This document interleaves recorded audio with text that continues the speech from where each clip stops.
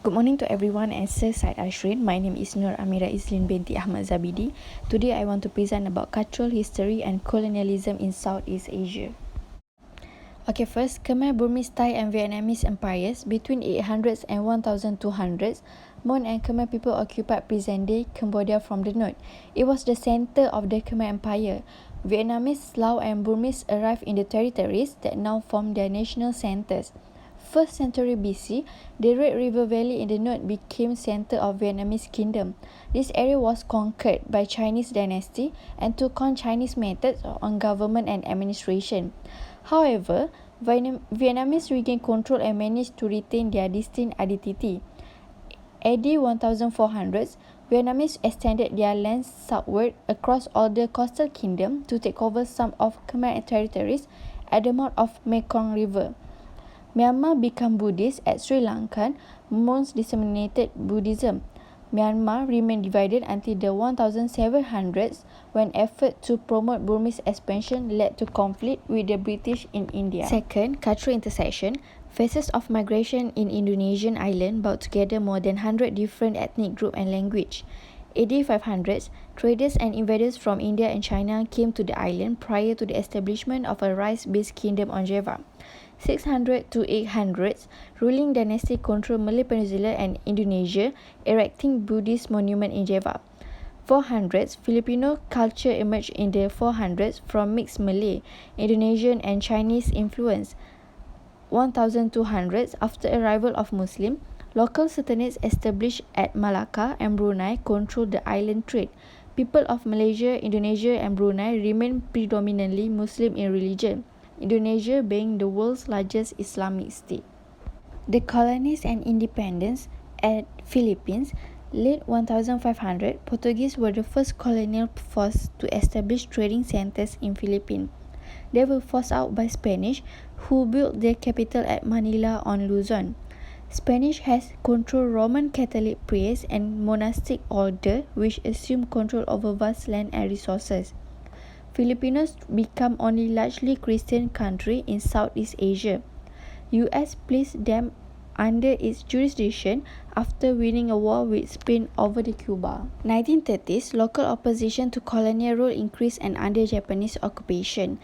1946, Philippine Republic was established and US retained its military bases until 1990, then reactivated some after attack on September 11, 2001. Next is Indonesia. 1799, Java and the surrounding island became Dutch East Indies colony.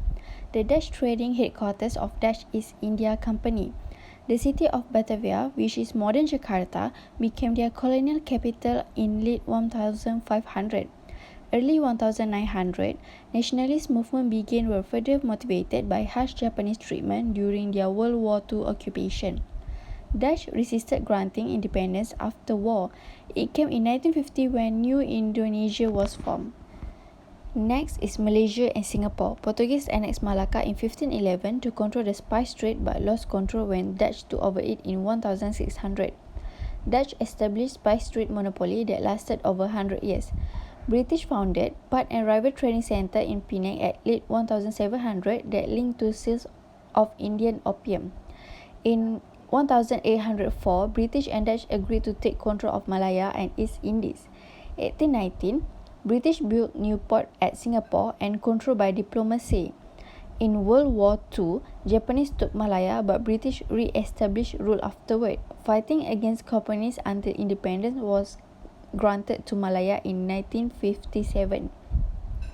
1963, Singapore, Sabah, Sarawak joined Malaysia.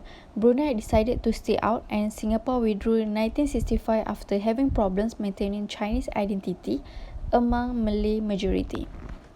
Next is Myanmar or Burma. British colonized Burma and made it a province of British India. British developed rice growing industry in Irrawaddy River Delta and built port of Yangon to export rice. Over 1 million Indians moved to Myanmar and becoming the leader of country commercial community.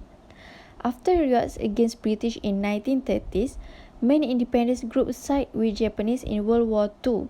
But changed sides towards end and gained independence in 1948. Okay, then next is Indochina.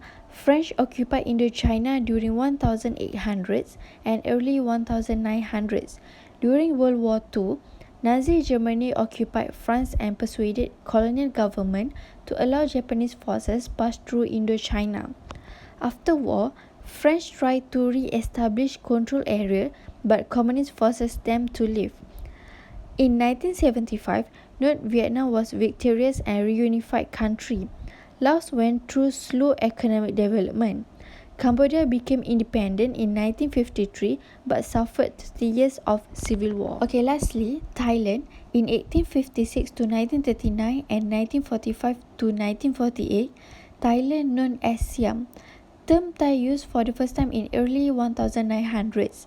After 1932, abolition of absolute monarchy, rigorous bureaucracy ruled despite many political changes. Thailand rulers established commercial treaties with Britain in 1800s and encouraged modernization. In 1890s, following short war when France tried to make it part of Indochina, Thailand yielded land to France and Malay Peninsula to Britain. In new government in 1944, wisely supported victorious but had to return disputed territories at the end of war. Fighting in Vietnam in 1960s and 1970s made it seem that Thailand would be next to fall to worldwide communists. So that's all from me. Thank you.